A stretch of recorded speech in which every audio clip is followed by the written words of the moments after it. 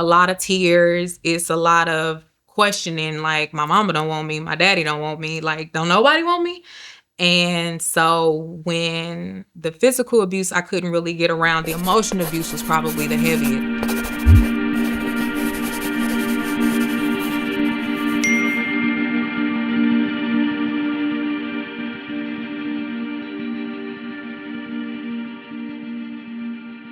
Oh, it was a lonely environment. It was a mom who'd been on drugs, who wasn't very present.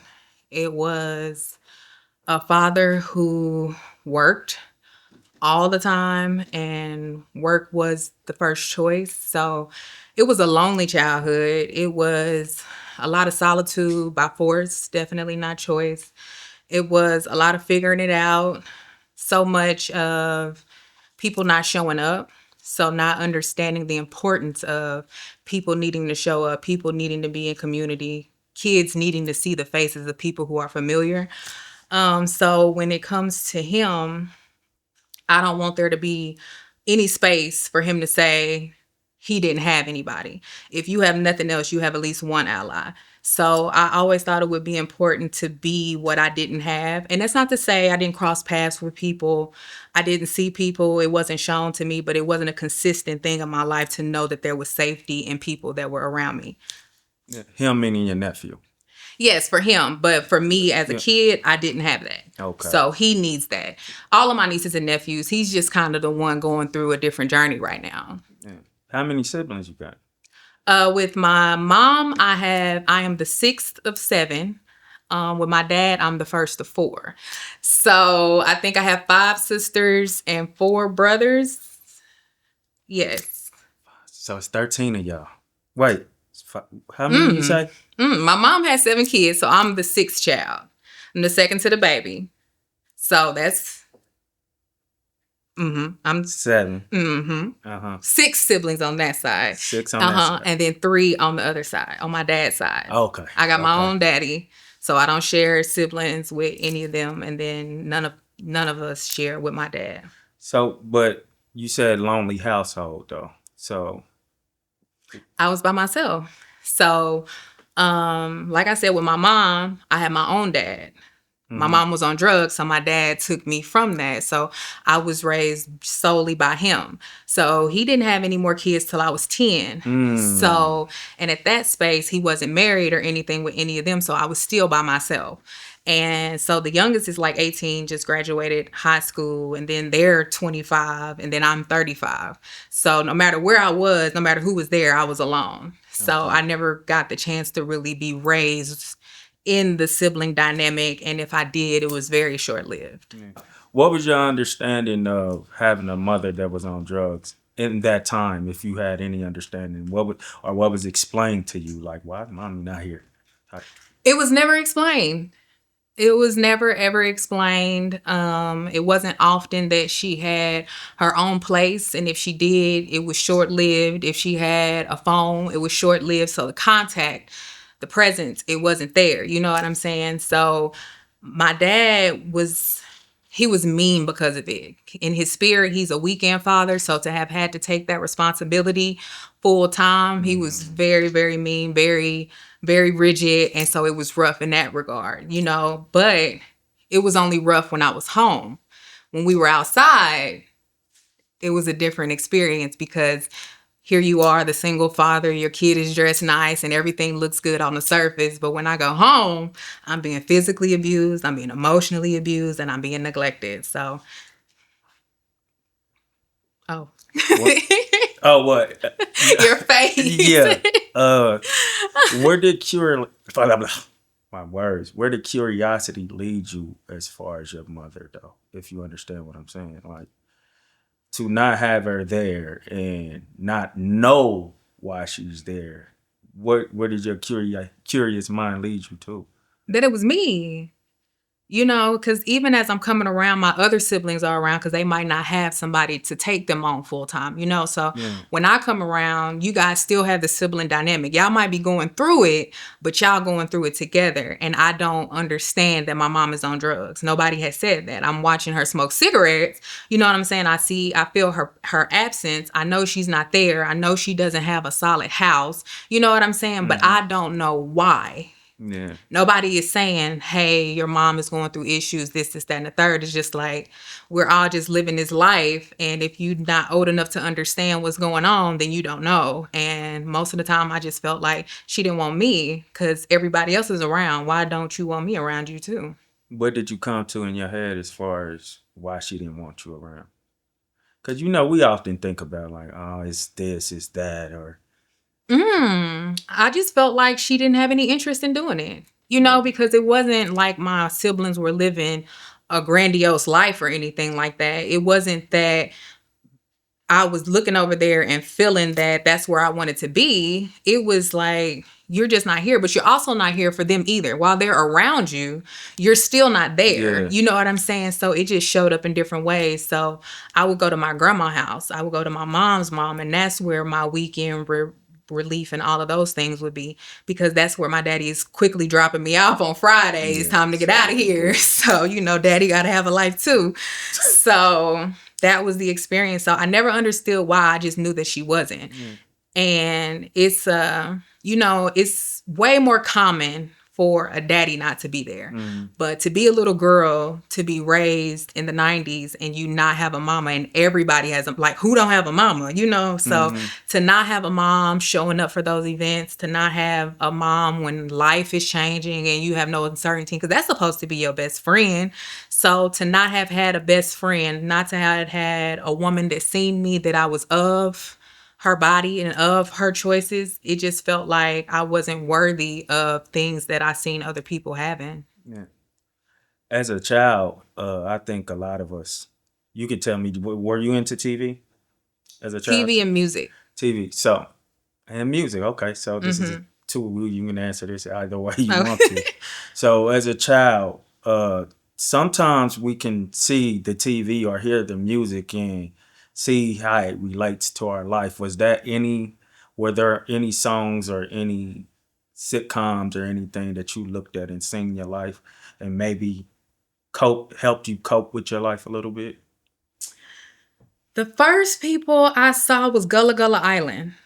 The little black family, they had the little Binya Binya Pollywide, and like black sitcoms really, really helped. But I also ran from a lot of reality because I didn't see it.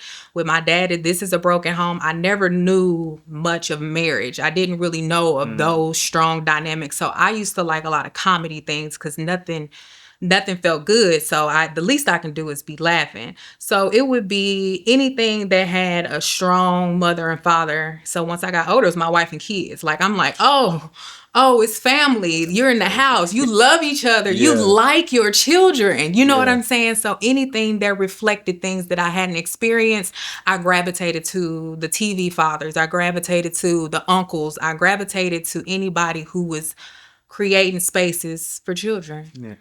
And while singing that as a getaway and something to aspire for, did it often did it ever make you feel like this is fucked up? Not about them, but your situation. Like, this is because why it's a good thing to see. I also know it could be triggering too. Because why I don't have this? Yeah. It was hard to see it because, again, it brings you back to, why was I not worthy of this? Why does my mom not want me? You know, and why is he mad at me for my mom not being here? Why am I, you know, my siblings would feel like, you know, you got your daddy, and it's like, the jury's still out on that, guys. But my outfit's nice. I'm dressed cute. Yeah. You know what I'm saying? I can see how you would think that it's beautiful over there. You know what I'm saying? So nobody really knew me. And so I would go everywhere, but I would be alone because nobody is really getting to get time with me because I'm always gone. So I wanted a sitcom that looked like how I wanted my future to be. So your siblings didn't feel like you were struggling because you looked good. Like you were, and I can understand that as a little kid. I'd probably be like, "You're not going through You're what we going through fine. over here." Look at your outfit. Yeah. Your daddy just brought you a bike over here. Like, you know what I'm saying? Just all of the things. You might have a little spending money. You know what I'm saying? I might look nice, but nobody's seeing how I am. I can't recall people just saying, "How are you? Like, what's going on? Like, what's happening around there?" Yeah. You know what I'm saying? It never seemed like people were interested in me on the surface. At that time, did you know you needed that? Did you know that's what it was? Did you know that bothered you, that they weren't interested in you? No, I didn't really know. What I did know is I was super defensive because everybody thought that they knew me. And so everybody had an idea of who I was. And it was like, but you've spent no time with me. This is the 90s, early 2000s. I'm also super, super tall. I'm super dark. I look just like my daddy's son. So it wasn't as welcoming. I was 5'8", 5'9" in the 6th grade. So I'm being seen at a different perspective. You know what I'm saying? Maybe a little bit more aggressive, maybe mistreated in a way and don't really recognize it. But I'm also being mistreated at home. So I can bring this mistreatment out. I can mistreat other people in this place. I can't mistreat him, but I can go in other spaces and mistreat people or just defend myself a bit more because I can't do it over here. So I'm overdoing it in other spaces for people to see me and not knowing that I probably was projecting some of my hurt from him onto others and probably being a mean me to others as well. So you was abandoned by your mama, drugs. mm-hmm. You were there with your father, but abandoned by him because he wasn't ready. Yeah. And your siblings probably abandoned you a little bit because, nigga, you don't need us. You got You're it all. fine. We want what you got. Call your daddy. Yeah. Like that was always the foregone conclusion. Anything happened, if I say something, it's call your daddy. Not knowing that when I call my daddy, I got to get chewed out. I got to get hollered at. And not every time was there a rescue. Not every time was it just, I can just show up and show you love. I can just care for you in this moment. It's verbal abuse when it comes to that help. There's a plan on the other side of that. That is you hearing down the line 2-3 months later what has been done for you. And it's a completely different story that took place. So it was just, I didn't feel safe anywhere. I didn't feel like I could breathe and that I was being seen how I deserved to be seen. Do you remember any times where your siblings embraced you at those times, though, the younger times? Like, embrace me? Yeah, did they ever embrace you? Oh, truthfully, not that I can really recall.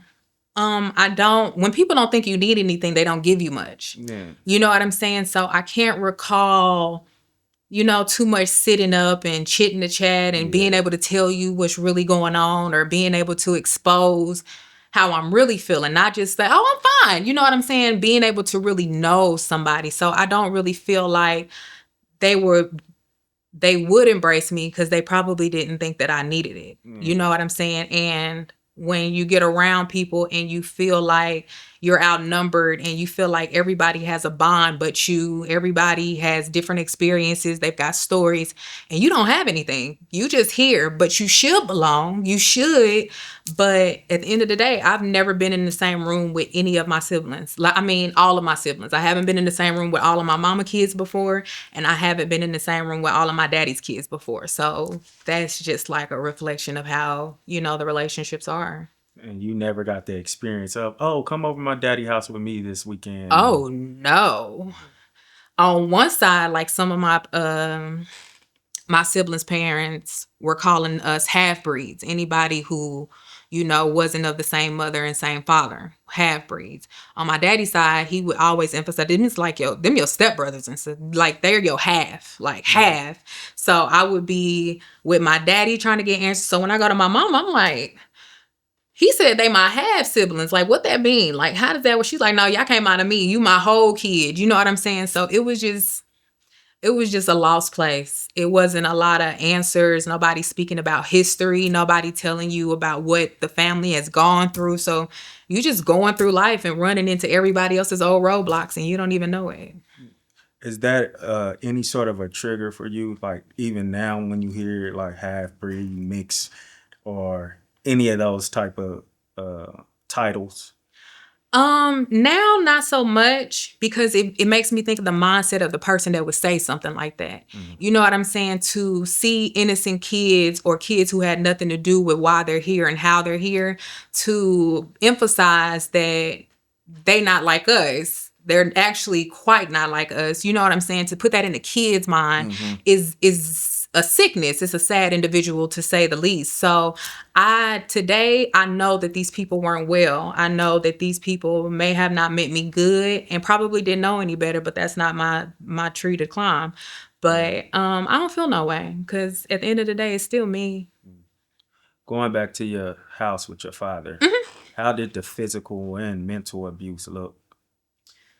Oh, the emotional abuse it looked like if I got in trouble, I'd get threatened to maybe go to a group home or to be adopted or even threatened to go to my mom's.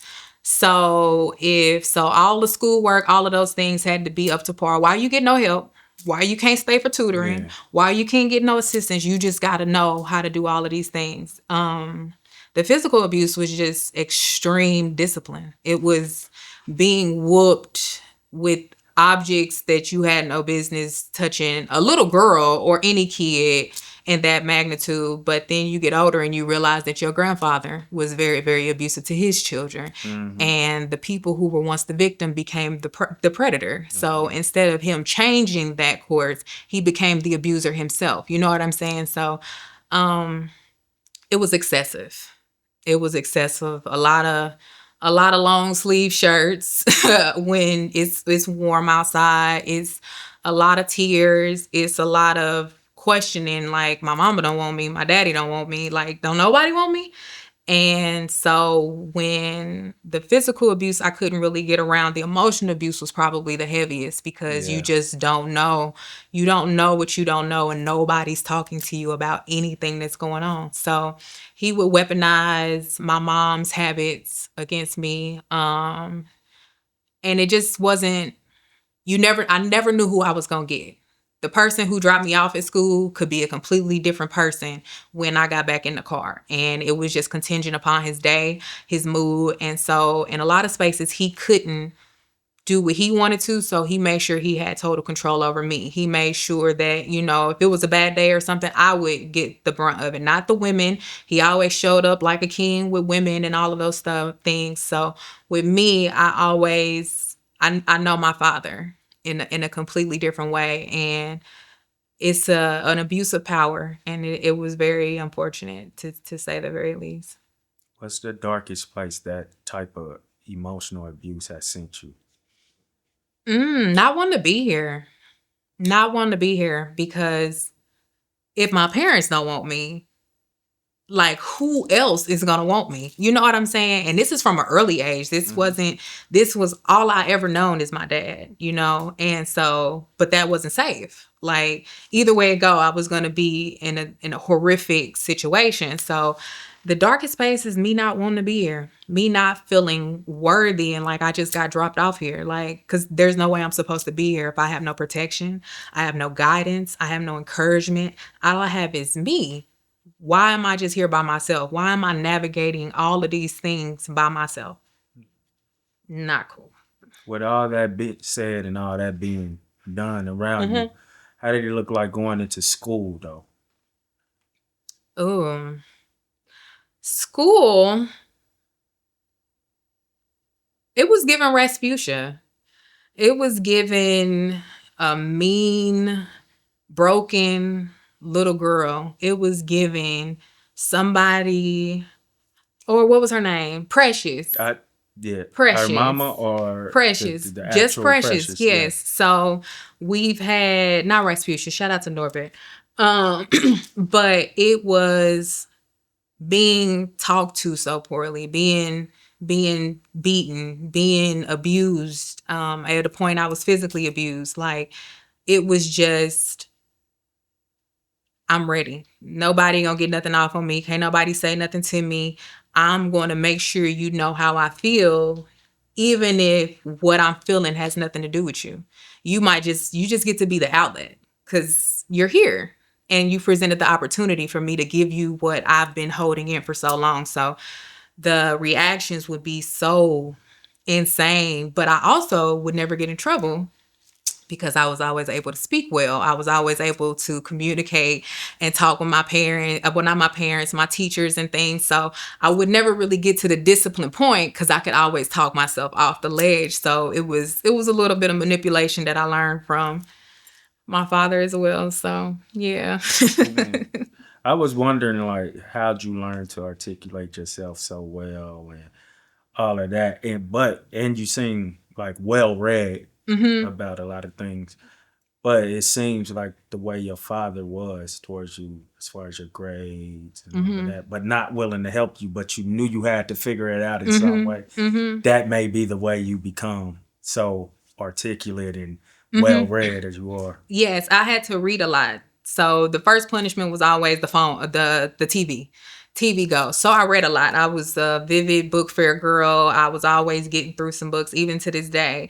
It was always a safe space to not be where I actually was. So that was probably the easiest thing for me to do. Plus, I went to a Montessori school. I went to places that required great academics, that required me to show up in a way that would be acceptable for him, until I went to Alabama and things changed. I got caught stealing at Jones. And after that, I got sent to Alabama to go be with my mom for the first time. So there is where I was able to do what I wanted because there was no boundary. So I got to experience a different side of my childhood. Okay, what did I thought they were here. They were in Alabama. My mom had left to get help, supposedly. I didn't even know she was Okay. in Alabama. She had been in Alabama for a year or two. And my dad had basically washed his hands when I had got caught stealing. So the next step was, you got to go. So I went to Alabama. That's just so happened where she was. And so my journey from 8th grade on was in Birmingham, Alabama. Okay, that's a total Yeah. different coach. So Yeah. what does this shift look like for you? It looks like no money. It looks like you are accustomed to having a lot and being presented as a lot. And now it is, you have nothing, you almost look like nothing, but people can see you. People are now pouring into you. People don't want anything in exchange for your love. They just want you. They just want you to know that there's family here. This is good ground. You're safe. And we got you. And that was from the moment that I got off that Greyhound bus. Is that just the culture of Alabama, or you talking about family? It was period? family, but it was also just Alabama. Alabama gave me an experience that I wouldn't have had otherwise, as far as hospitality, as far as respect and the reverence that you have for your elders, the elders that are well, and being able to, that was where I started hearing stories. That's where I started learning about, like, where my granny used to run around to and where they moved. And that's where things started unfolding and start making sense. And you're seeing people that look like you. Like, I'm the darkest in most cases, and now I'm with dark faces. I'm with people who like dark faces. I'm with people who care and consider me and want me to be safe and wish me well. And I'm with a lot of them. And so I'm in a great space, although I don't look like it. Yeah. Yeah. So did you feel yourself changing mentally, emotionally? Like, did you start to embrace what they were doing, or was you still resistant to it? Like, because you never had that before. It was scary. Yeah. It was scary. I felt like I was being set up. It was like, so what y'all, Yeah, what's up? Who you running back? Who is this information for? So I didn't know that I deserved that. You know, like, you want all of those things until they in your face. And then it's like overwhelming. It's anxious. And it's like, but this is what you wanted. This is a different side of what you've been experiencing. So while you don't look the greatest, your hair might not be done, you know, but you gonna eat, and not you're gonna be fed in more ways than one. Let me say that. You're gonna You're going to get in the presence of people who just pour into you unsolicited and you don't even know where it's coming from. It's people pulling you into the church. It's people praying for you. It's people speaking highly of your name when you're not in a room and you're not hearing no mess when you leave or nothing like that. It was just safe. Yeah. When did you finally start to get comfortable in it and start to make change within yourself too? I moved down there when I was in 8th grade, Right. so maybe probably by my sophomore year, I was like, "Oh, I'm home." Like people would ask, I'm like, "I'm never coming back. You never have to worry about me on 71 again." Yeah. So it was probably my freshman sophomore year. I was able to have friends. I was able to maintain friendships. I was able to go to people's houses. I never went to a birthday party in school. Like I never got to be with my peers like that. And I went to a school where I went there from P3 all the way to 6th grade. So for all of these years, all of my peers are getting to know each other. Their families are intertwined in it. And I never got to show up anywhere. So nobody, again, knows me. So when I get down there, I have friends with parents. I'm getting invited to dinners. I'm getting invited to events. I'm being seen. I'm being Yeah. seen finally. Your relationship with your mother, being down there with her, did it start to get better at any point? At a point, but I got to see at this age, sophomore, all of this stuff, I'm seeing the drugs. You know what I'm saying? I'm not a little girl. I'm seeing all the remnants of what you laying down. So it actually brought sparring. It actually brought anger because you still doing this. You know what I'm saying? So all of the time I thought she was well and I just didn't know what she looked like in the dark in reality. So it it was hard. It was really, really hard, but I also didn't have nowhere to go. You know what I'm saying? At that time. So it was figuring out how to maneuver in her world because nothing really came before the lifestyle that she chose. Was she showing up more though, even with the drugs being there? She kind of had no choice because I was there. Yeah. You know what I'm saying? But But you were there with your father too, and he wasn't showing. hello. So when I say showing up, I Yeah. mean the way you would need her to. I would say she showed up as best she could, within her capacity.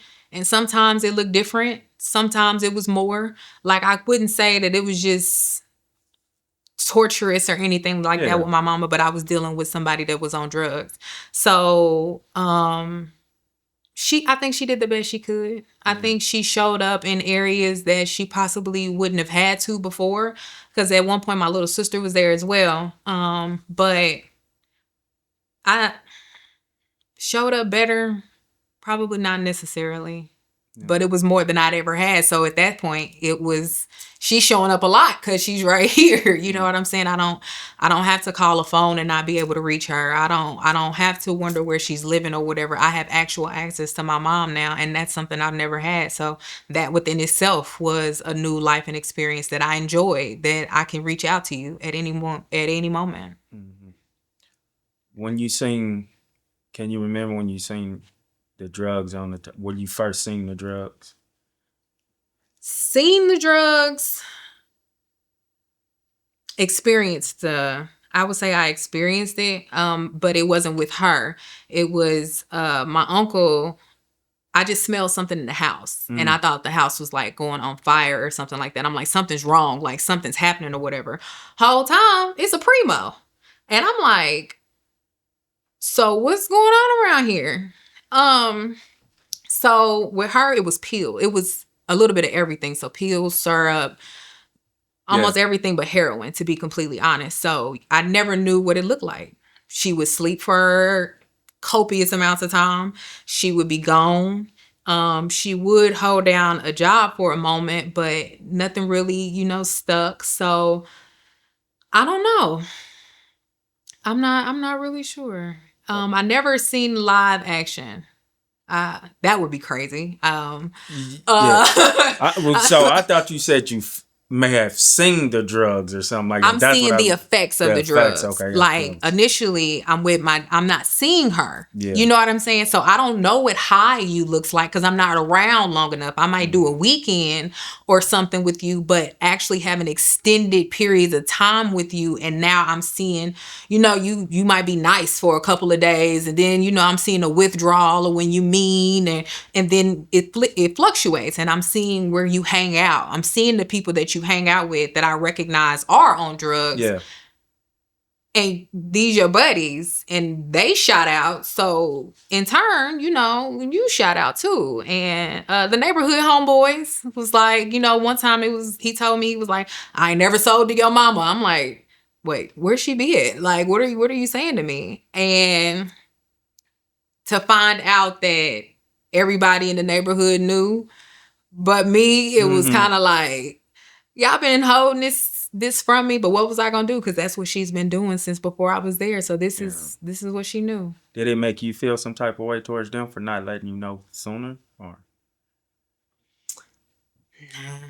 okay, because it don't got nothing to do with them at the end of the day. Exactly. It wasn't their fight. That wasn't their mama. So your little sister being there, right? And thinking back to your nephew, you're old. How much older than you are your little sister? 2 years. 2 years. Yeah. Did you feel like you had to take more responsibility with her, seeing what your mom was going through? At times, yes. So, her being 2 years younger than me, when I got a job at like 16, and I worked at a grocery store. So that was what we needed, groceries. So I need to be in the grocery store swiping, getting them on home. So I was able to look after her for that, but she wasn't there long. My older sister had came and got her. So I ended up right back by myself for the end of my journey. So for a little bit, I was protective and was able to do that, but I also needed protecting too. So there's no telling how I might have thought I was showing up for her, and in reality, it may have been a completely different scenario. What were some of the things you got into in Alabama? Ooh. Alabama had teenage clubs. That was Okay. So it was a lot of teenage experiences. So where I would have had to stay home, if I was back in Kansas City, I got to hang out, got to actually date, got to actually experience people. They had like a lot of community engagement. So I got to be with people.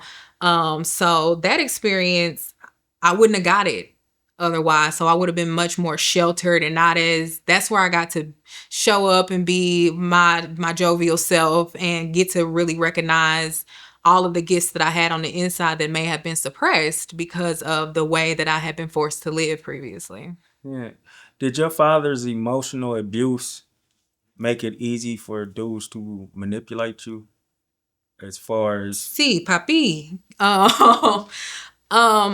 When you don't know that you are operating in the negative, anything feels like a come up. You know what I'm saying? Exactly. So I'm getting not even breadcrumbs, like pieces of baguettes.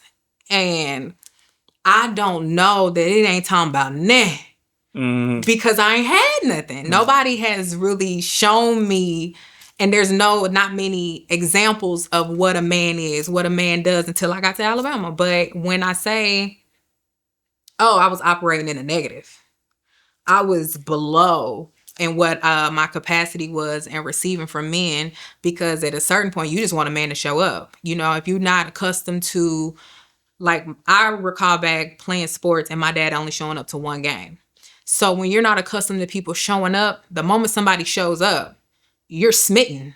You're here. That was the first thing. He loves me so bad. Yeah. Oh my God. Yeah. And then you get around and people recognize that you were in default. People recognize that you in the negative, and they like, just get you a little something over there. You know what I'm saying? And so you're not getting nothing. You're not getting nothing, and it's an uphill battle. You scratching and fighting, but the beauty is in each experience, I learn more. In each experience, I got with a better person to whatever capacity. I learned what I needed to learn, and I got out of there. I never really stayed long when it didn't feel good, because I know what it's like to not be in situations that are favorable. I know what it's like when somebody don't like me. I had the experience at home. You know what I'm Yeah. saying? So once I realized that how I was raised wasn't normal, and I started doing some reading and I started doing the work and I went to therapy and I just really addressed those old wounds, that was when I was able to operate in the surplus.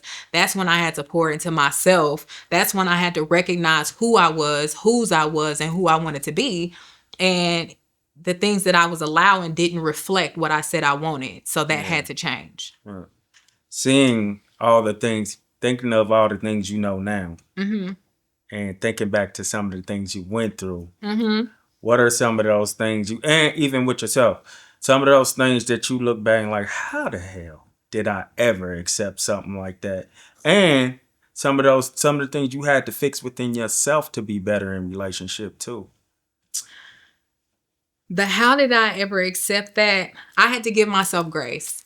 I had to give myself grace for the things that I was allowing when I didn't know no better. But one thing, once I knew better, I showed better, and I required better, and the better just kept escalating. It gets to a point where we don't accept that no more, and although that might be your best, it's not good enough for Yeah. me, and it's best that you get to where your best is best suitable, and I continue to move it forward with what I want and what I see. So giving myself grace because I didn't know no better. And also forgiving the people who may have manipulated the situation and seen how broken I was, seen how hurt I was, and how much of a void that I had, and may have preyed upon that too.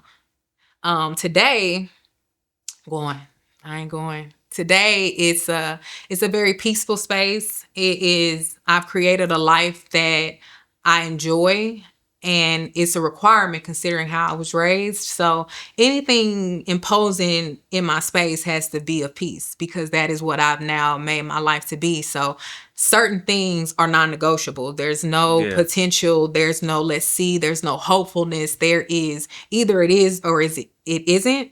And if it isn't, is that something I can live with for the rest of my life just for the sake of dating or being with someone? Now, some of the worst parts of yourself that you had to change to get where you are, because you ain't perfect, obviously. You're not perfect, obviously. I had to I had to go deep. I think the best thing I learned was to shut up. That everything didn't require rah, rah, rah. Everything, I was allowing so many people to know what was on the inside.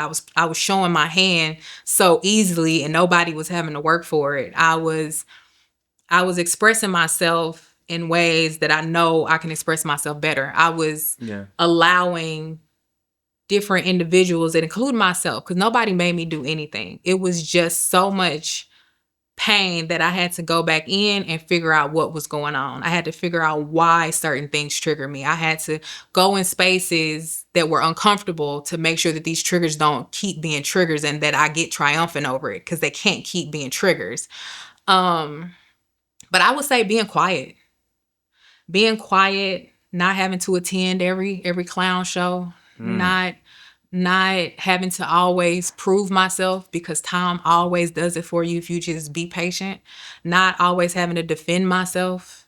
The hearsay, the things you hear about yourself, and feeling like everything requires your attention, instead of making people come to where you are, keep meeting them where they are. And that was doing me a disservice as I continue to grow.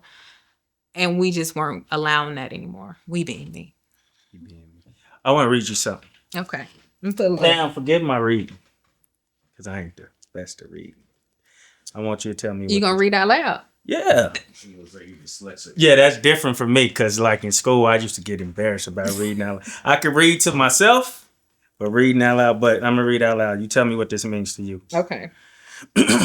When this email finds you, I hope you are basking in so much love, peace, happiness, boldness, assertiveness, and that you know you are, have always, and will forever be the one. Trust yourself more. Those risks paid off. I love you, Rai'Yana. Everything you want is tangible.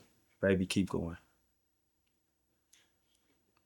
What does that mean to me? Whew. Getting on in there, ain't you? Uh, so I wrote that email. I was at the Audi dealership. I was waiting on my car. I was got my heart beating fast. I was recovering from my third myomectomy, which is the removal of my fibroids, and which is cancerous tumors in the ovaries. Thank you. For sure. And this one was rough. I had to have a lot of blood transfusions. So what went as a normal procedure turned into something that could have been life threatening. And the recovery was rough. The recovery was, as I said, I had the surgery twice before, but they were unsuccessful. So I never went through the real healing process of it. So in this one, I was depressed. I hated my body because at this time I had got cut 3 times. So up twice, down at the bottom of them. So I have all these C-section scars, but no baby. Mm-hmm. I also want children. You know what I'm saying? And every time I'm having these surgeries, they're telling me it's getting slimmer and slimmer. So that day one of my scars wasn't healing properly and it was open, and I was just in such a funk because I felt like I wasn't being heard. But no matter what I was going through, you still have to still show up, which is why I'm at the dealership. So a thing I like to do is when I'm frustrated, I write myself emails and I send it out for a year later to the date and time. So when it came through, I was preparing for clients at my spa. I felt good about my body again. I felt good about who I was. And I vividly remember sitting there writing that email to myself because I was so sad. I was so sad. And I felt like I went through that by myself. The people that you're calling friends not showing up. The people who you least expected are the ones that are showing up. But the people who you were gung-ho about, the people that you 10 toes down about, it's quiet. And like I said, I was depressed. I was now battling the idea that I might not have children. And I just had got to a space where I wanted children. I never wanted to be a victim or of my circumstances. I wanted to choose me having children because I know what it's like not being wanted.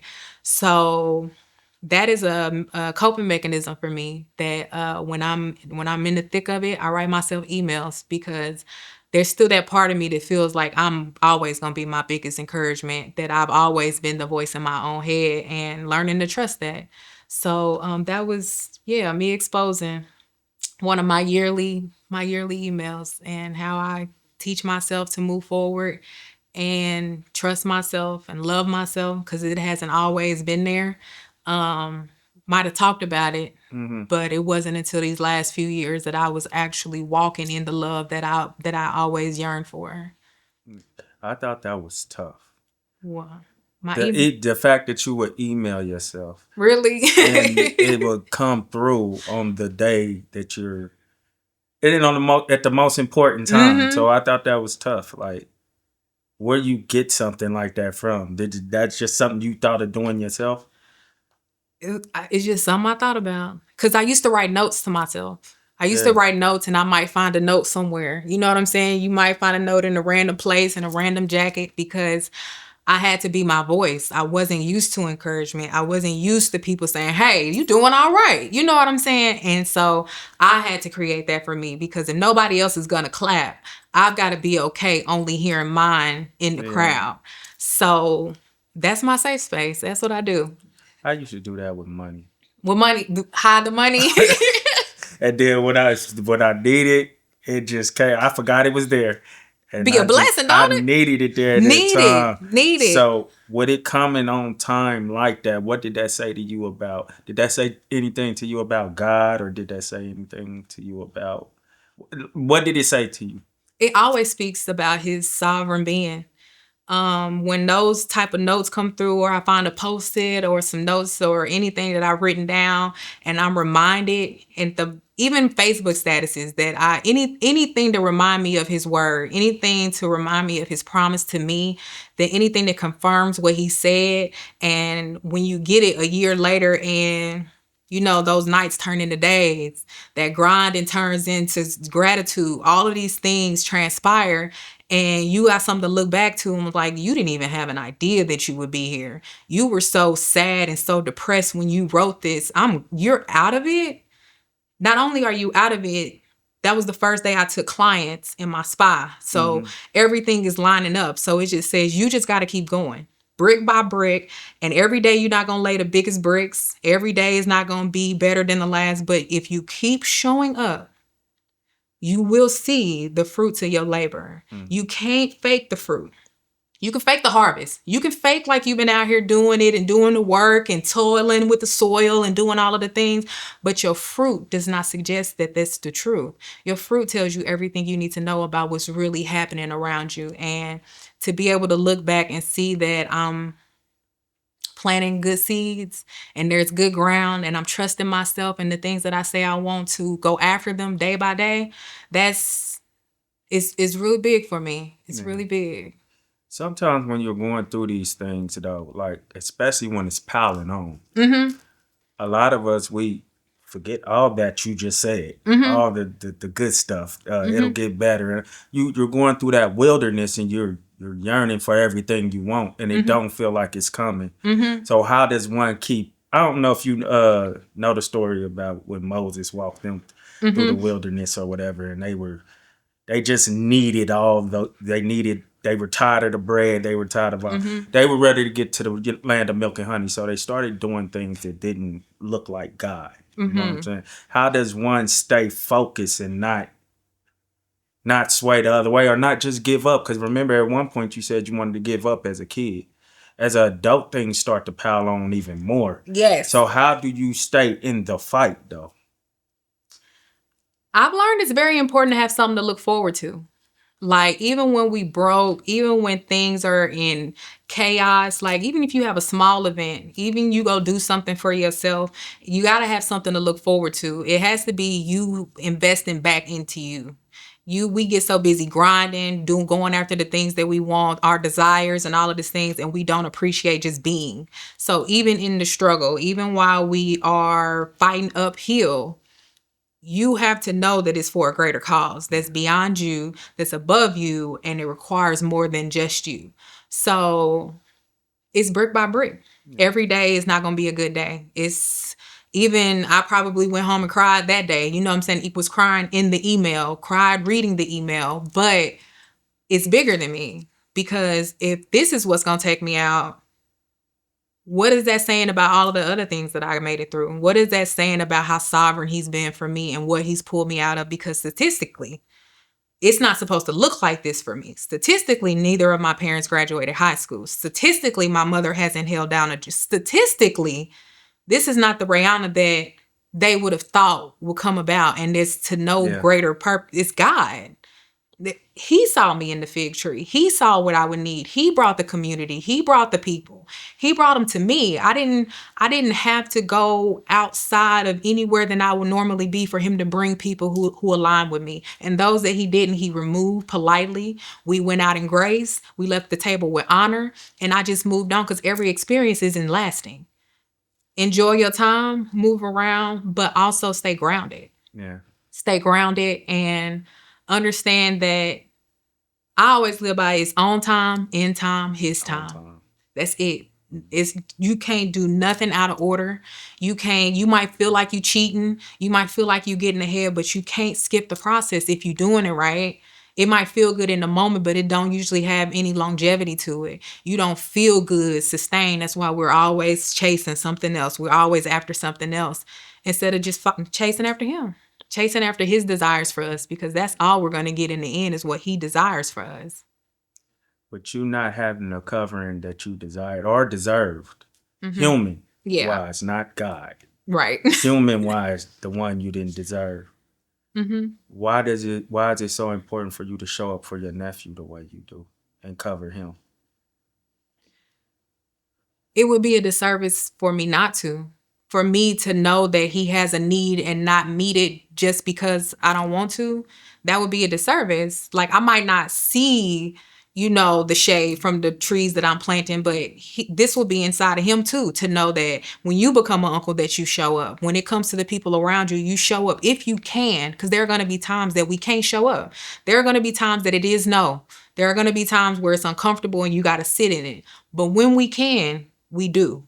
Yeah. And that's just it. When you can show up for people, I think that's the most memorable thing. That's the greatest asset you can have in your life, is people that actually show up for you when they might not want to.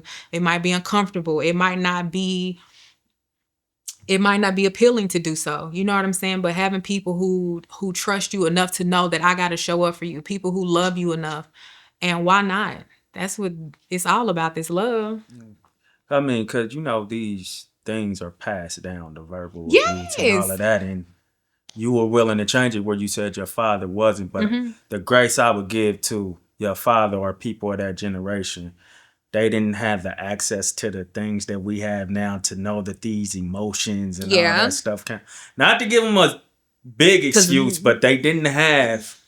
That's just to give them a little grace. They didn't. We got a little more access to like I get to listen to podcasts, or you could have been on another pod or something. And I'm listening to it and I'm like, oh shit, I never looked at it like that. A different perspective. Yeah, you know what I'm saying? Yeah. And I get to go home and talk to my daughter or whatever and talk her through it. So that's a bit of advantage. While they have access to it too, it's our era though. It's more. I agree that they may not have access, but there are some of us who went and got the access and they still didn't want it. You know what I'm saying? So it comes a point where if you don't want the access, then I have to remove mine. Because if I keep you around and I'm doing all of this work and I keep meeting you where you are, but you never stretch yourself to find me, what we doing? Amen. What we doing? And it's all about community. It feels better in community, and I don't want to just show up how I want to show up in your life. You might not need me to show up how I would normally show up. Nobody asked you to do that, man. What I needed you to do was this. You know what I'm saying? So being able to hear people, being able to allow people to be honest about their needs, and being able to show up how they ask you to show up and not how you want to. Yeah. This is a perfect transition to Marked Out. You talked about scars. Scars. Your scars. How do you look at your scars now in the journey? Some of my scars I look at and I still get sad. I get sad because at one point I had a scar. He had whooped me with a leather belt that had his name on it back in the day, like name branded. And for a minute I was branded. With his name? By my father and parts of his name. You know what I'm saying? And when I look back and I look at my scars, like everything is a part of me. Everything is a part of the journey. There isn't anything that, if it would have been different, things would be different. And while I have wanted a better childhood, the reality is this not. So when I look back, I look at it as this is Rai'Yana. This is all parts, whether it's Rai'Yana, whether it's Ray, whether it's Ray, whatever it is, every single mark, even my clumsy marks and me running into doors and falling and tripping in places, they all are a part of me. And I don't hide them no more. I don't hide my scars. I don't hide my eczema. I don't hide, different things that took place with me, because I hid for way too long. I hid so long that I hid from myself. So now it's whatever it is, you're going to get it. You're going to see it. And either you with it or you not. Either way, it's still here. So being comfortable with myself. The scars are beautiful. The journey is too. Yeah, I'd say the same thing. Beautiful scars. Yeah. Wounds become scars. And after you look at them long enough, they become beautiful. It's mine. Journey, I put a little extra oil on them when we go out. You know what I'm saying? It's just loving yourself. And that is really a big part of the journey if you weren't taught to do it. And it's a thing that you've got to access on your own and pour into yourself, and know that there's always somebody out there who is willing to go to bat for you. And if it's just yourself, it's love, it's patience, it's giving yourself grace through the race. and allowing yourself to make mistakes. I think we plan life so accordingly and what we want and how we see fit, but we don't leave room for life to show up. So when we get hit with all of these hurdles and things, we don't know how to handle them because we didn't even leave room for life. You wanted what you wanted, but you didn't even take into account of the things that you might encounter. So once you learn to roll with life and roll with the punches and being able to find gratitude in even the most uncomfortable spaces, the journey gets so much better. Find something to look forward to, be a light and provide light, and just be beautiful to each other. And that what you just said goes across all like aspects of life, Mm-hmm. marriage, Mm-hmm. any type of relationship you in. Yeah. So yeah, I'm with that. But I did say Mm-hmm. that goes into Mario, but I do want to ask you this though. How does your journey translate to your field of work? You're an esthetician, right? Yes. And how does that translate over there? Like, do have you brought any of that over there? Not as much. I started that journey because I used to have really bad acne. I used to have, and I didn't know how to work with it. I didn't know what the issue was, so I had to start paying attention to my body. So, that process was me figuring out my body don't like dairy, figuring out what salt does to me, figuring out what red meat is a conflict within my body and at what different stages in the month, because of course I'm a lady, so some days Yeah. my body reacts to the same thing I ate 2 weeks ago in a completely different manner. So that was a obstacle of figuring out myself. That was also me figuring out what my body likes. So when I do my aesthetics, I talk. Like if they're in a position where they might not necessarily want the rest, they want to pour, they want to talk, and we can exchange and feed off of each other. I love doing that with my clients because you just never know. And a lot of times, like I have mostly older clients or what have you, but you never know how you're being fed. You never know who he's putting in your life to give a word, to give an idea, or to even block you from something. Sometimes I have conversations with people with things that I've been wrestling with, and they come in and they just lay it on me. I'm like, boy, you cold, Lord. You a bad boy. You didn't Uh-huh. you didn't made it plain. You didn't made it plain. So I just try, with no degrees or anything, I just try to pour into people. I just try to listen, to be, I try to, because listening is so much. A lot of people don't listen. You're not really trying to hear me. You're not trying to understand what I'm saying. You're just trying to talk when I finish. Yeah. So, with my work, being an esthetician, it gives me freedom to speak a little more. It gives me being able to give knowledge and stuff like that. But it's a small community too. It's a community with mostly women. I also have men, but women exposing themselves. We being honest with what we're going through and the things that we're battling. So just any way I can, I try to leave people better than how they found me. I want to leave you with something. I don't want it to be a nasty taste in your mouth either. So when you leave me, I want it to be good ground. I want you to have something positive or have received something, because that's what all of these experiences are about, some type of exchange. So let the exchange be fruitful. Yeah, I don't remember what you said. Maybe you said not as much so or a little bit, but that's a lie. Whole time. The whole time you just said, whole time. yeah. Whole time. Whole time.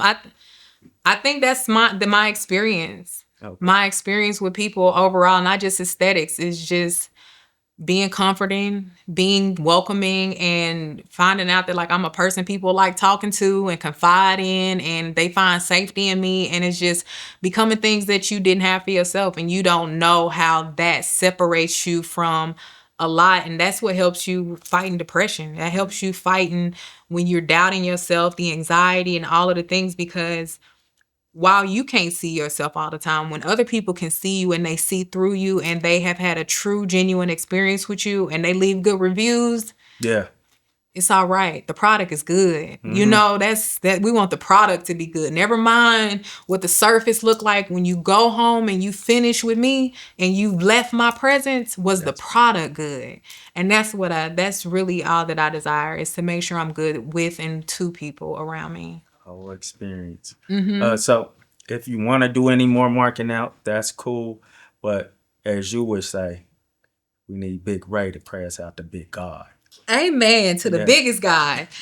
The marked up is it's just simply the on time, in time, his time. I think everything in this world is on time. Everything, even when you feel like it's delayed, when you feel like you are behind, whatever it is, it happens on time when you're ready for it. And not when you just feel like you're physically ready for it, when you're emotionally ready for it. Sometimes we don't have the capacity for the things that we asking for. And then we wait a little longer and we get it, and it's full circle and you can feel it.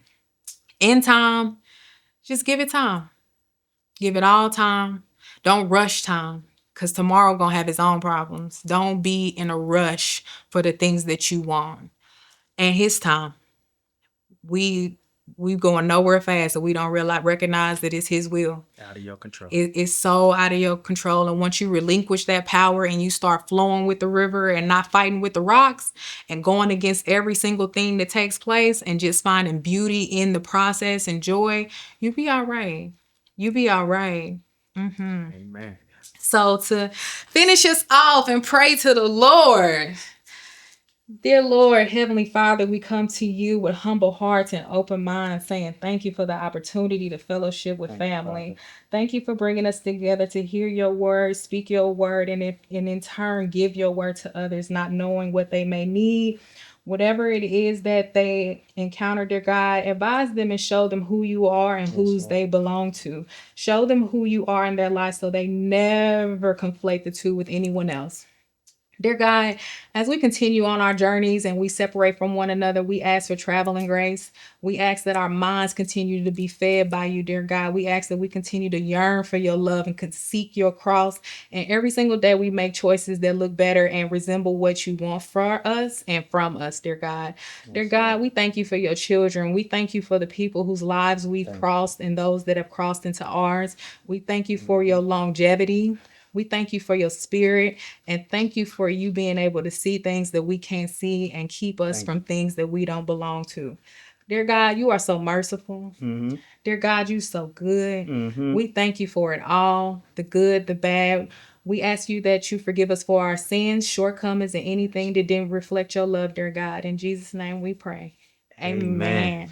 The goal is to leave a lasting imprint on their minds and their hearts. We pray you've been indelibly marked. Give me my hand. Thank you.